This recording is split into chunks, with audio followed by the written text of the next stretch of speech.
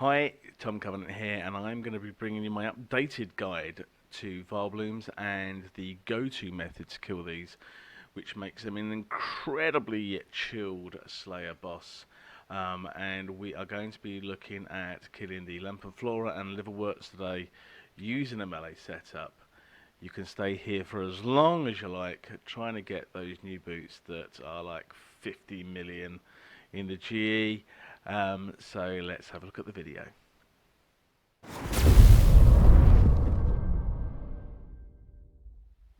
You are going to be wanting the best setup for this. So as I head into my bank, I'm going to get myself set up. I've got my comp cape I'm going to put on, but obviously you're going to want a 99 cape or whatever. I'm then going to put this in just for additional prayer. Then I'm going to want my scythe. Then I'm going to be having my custom fit trim masterwork. I'm going to put all of that on. I don't need a Slayer helm to get the Slayer boost because I have that now that I've unlocked the Slayer house at Anachronia. Luck of the Dwarves obviously is a must, and then I'm going to be putting on my Amulet Souls. And now I'm pretty much ready, apart from the fact, here's the kicker, I'm going to need a Scrimshaw Vampirism. That is my setup, right? That is the most important thing you are going to need to be able to stay there forever without any other inventory space taken up, other than obviously giving yourself an overload. I'm using Supreme Overload cells. Quite frankly, you could be using Supreme Overloads, or you could be just using box standard overloads. It's up to you, but you won't really need anything more than that. I'm going to take a couple of replenishment potions because I make those instead of super restores, and that is pretty much all you need to take with you. If you want any additional buff in terms of Ring of Vigor to give you that 10% adrenaline boost on activation of an ultimate, then go ahead, and obviously just in case you do get a little bit of a sticky wicket, go with the augmented enhanced Excalibur as well. Okay, so let's take a look at the Illumina Snagglers first, which we find over on the western side of Anachronia. Now, we saw these before when I did the original video using a mage setup. Today we are using that melee setup, and the melee setup absolutely rocks. Now, although I got heavily caught here, and you can see this is some pre-recorded footage because I actually have food in my inventory, that first kind of capture from the poisonous blooms that shoot out as part of its special, I think I get one more shark after this, but you'll watch. So I sort of go into a normal DPS rotation that I can pick out, and usually there are kind of two that you can kind of start with. I can either start with a Quake and then go with a Hurricane and then move into some other bits and pieces to build up my adrenaline, and then once that special comes off, I'll then hit with like a mutated barge, and then I'll go in with an assault.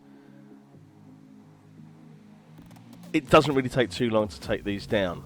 And more to the point, as you can see from the health bar, because I have that Scrimshaw Vampirism working, and I know they're expensive, don't get me wrong guys, I didn't say this was going to be a cheap Slayer monster to kill, but what I will do for you is I'm going to do 1,000 kills, and we're going to work out exactly how much we are making off of these tasks. Bearing in mind, you do have a chance of actually getting the diffusion boots as a drop from these creatures, which sell on the GE for somewhere between kind of 40 to 48 million, depending on the time of day.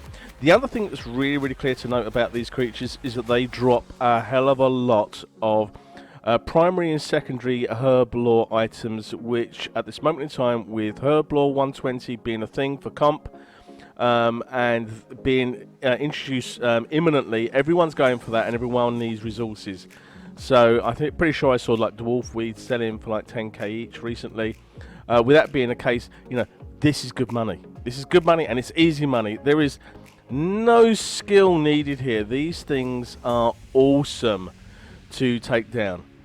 So low intensity, nothing really to worry about. You know, they don't really hit for anything. Obviously, with these particular creatures, you want to be praying mage. But I've got no other prayers going. I've got, you know, I could go for additional DPS if I wanted to, and kind of hit out with a 99 prayer in there somewhere. But you just really don't need to. It's just pointless. Actually, before we get on to the next boss, I think it's probably a good time for me to just interject that I do stream on Monday, Tuesdays, Wednesdays. You will find me on Twitch, and there is a link in the description below. But Mondays, Tuesdays are generally on this main account. Come and ask me any question you like. And on Wednesdays, I am now actually going through my Iron Man series. So well worth checking me out, trying to get all those levels up to 99 in a more difficult mode. My Discord link is down below as well. If you ever want to come into my Discord and ask me any questions, I'm always available. Level bolts. Okay, I always thought these were a bit of a pain in the backside when I was doing this with mage. Quite frankly, doing it with melee, oh my god, what a different monster this really is. Now, with this one, we are going to be using our prey from range. And after that, Scrimshaw has been activated. Exactly the same model. We're just going to go through our DPS rotation. As the health comes down, and it's around about the 20-second mark, what you want to do is make sure you're hitting an anticipation or a freedom, right? And then what will happen is that they will turn 180 degrees, fire out these 3 seed pods, and then drag them in, and they end up killing themselves. If by happenstance that you forget to count correctly and you get caught by the special, just make sure you do have that freedom available, because you can hit freedom, move around the other side, and you won't get hit by the special. But apart from that, again, my god, this is so easy. And again, 1 in 2,000 chance to get those diffusion boots on task. I don't necessarily think that these creatures are as good as the Luminous Snagglers, to be perfectly honest, in terms of secondaries and primaries from Herblore. And they do have a similar, well, they're actually exactly the same drop rate for the diffusion boots. And I just find them more of a pain in the backside to get to, because you have to follow the agility course from the northern end of the lodestone, and then follow your way round to the eastern side of the island. So my preference is always to go back and do the Luminous Snagglers. But as you can see, these things go down so easily. So easily. Such an easy task. Probably, if anyone's out there and they're going for that 120 Slayer or beyond, they're obviously going to give you a lot more XP, so go for that.